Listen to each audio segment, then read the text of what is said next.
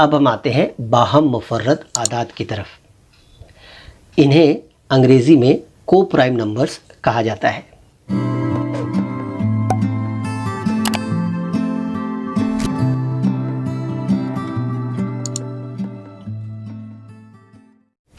अब ये क्या होते हैं, अब इसको मैं पहले पढ़कर आपको सुना देता हूँ।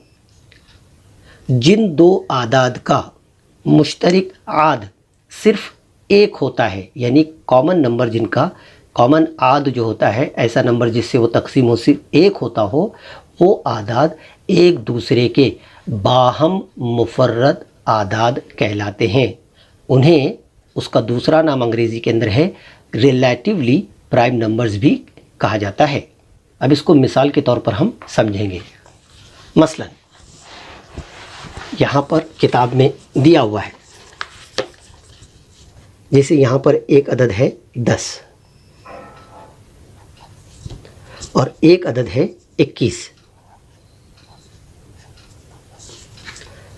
बच्चों, अब हमको सबसे पहले 10 के आद कौन से हैं वो लिखने हैं। अब आप कहेंगे सर 10 के आद क्या होते हैं?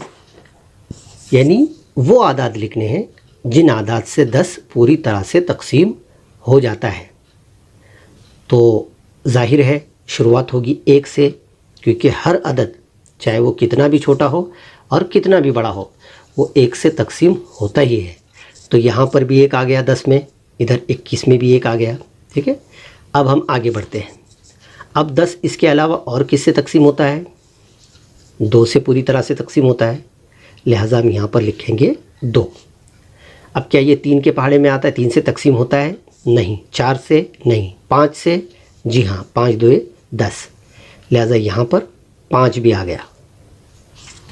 ठीक है, अब 5 2 10, 5 या 15 वो ऊपर चला जाएगा, लिहाजा हम 5 के बाद कोई नंबर नहीं लेंगे। अब हम डायरेक्ट जो है 5 के बाद 10 को ले लेंगे। ठीक है, अब इस 10 अदद के ये आद हैं, यानी ये अदद 10 इन आदाद से पूरी तरह से तकसीम होता है। अब हम लेते 21 को, शुरुआत में हमने 1 लिख दिया। अब हम देखते 2 से 21 तकसीम होगा? नहीं होगा। क्यों? क्योंकि 2 से वही अदद तकसीम होता है जिसके इकाई के मकाम पर 2 4 6 8 या 0 में से कोई अदद हो, तो वो यहाँ पर तो 1 है, लिहाजा 2 से ये तकसीम नहीं होगा। अब हम लेते 3 को, तो 3 के पहाड़े में 21 आता है, लिहाजा ये 3 जो है 3 से 21 पूरी तरह से तकसीम होता है। 3 7 21, तो यहाँ पर हम इसका एक आद लिख लेते हैं 3। अब हम बढ़ते हैं आगे 4 पर।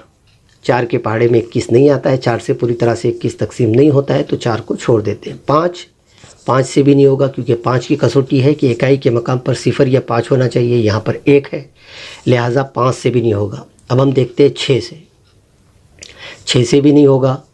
7 से देखते हैं, जी हाँ 7 से होगा। 7 1 7, 7 दूनी 14, 7 3 21, तो 7 जो है इस 21 का एक आद हुआ।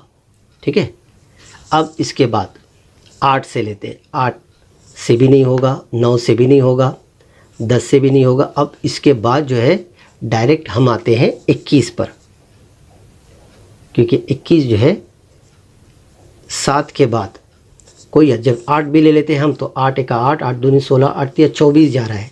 9 से लेते हैं, 9 1 9, 9 दूनी 18, 9 3 9 1 9, 9 दूनी 18, 9 3 27 हो रहा है, लिहाजा 9 से भी नहीं होगा। 10 से भी नहीं होगा, 10 दूनी 20, 10 3 30। अब डायरेक्ट हम आते हैं 21 पर। ठीक है बच्चों, यहाँ पर ये 10 के आद हैं और ये 21 के आद हैं। अब इन आदों में आप अगर देखो तो आपको ये एक कॉमन नज़र आएगा, मुश्तरक नज़र आएगा, जो कि दोनों में मौजूद है।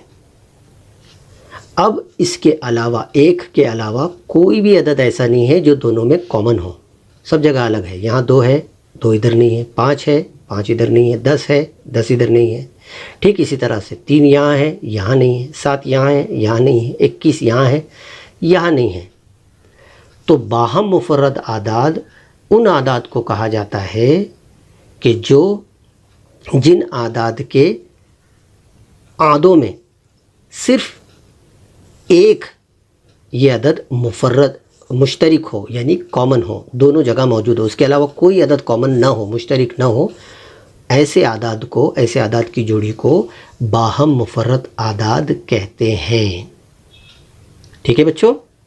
हाँ, इसमें एक और अहम बात आप लोगों को मैं बताता चलूँ, वो ये है कि बाहम मुफर्रद आदाद जो होंगे, ज़रूरी नहीं है कि दोनों आदाद जो हो वो मुफर्रद ही हो, मुरक्कब आदाद भी आ सकते हैं इसके अंदर, इस लिस्ट में। जैसे यहाँ पर आप 10 को देख रहे हैं, ये एक मुरक्कब अदद है। ठीक है, 21 ये भी मुरक्कब अदद, दोनों जो है ये मुरक्कब आदाद है, लेकिन हम इसको कह रहे हैं बाहम मुफर्रद आदाद। तो इतना हमको इसमें डिटेल में नहीं जाना है, बस ये समझ लीजिए कि ऐसे आदाद जिनके आदों में सिर्फ एक नंबर कॉमन हो, उसके अलावा कोई भी नंबर कॉमन ना हो। मिसाल के तौर पर अगर यहाँ आ जाता है 2, तो यहाँ पर 2 भी होता, 2 भी, यानी ये 2 नंबर्स कॉमन हो जाते, तो ये बाहम मुफर्रद आदाद नहीं होते थे। ठीक है, तो इस तरीके से हमको ये देखना है कि बाहम मुफर्रद आदाद इन्हें कहते हैं। तो मैं उम्मीद करता हूँ कि ये भी आपको अच्छी तरह से समझ में आ गया होगा।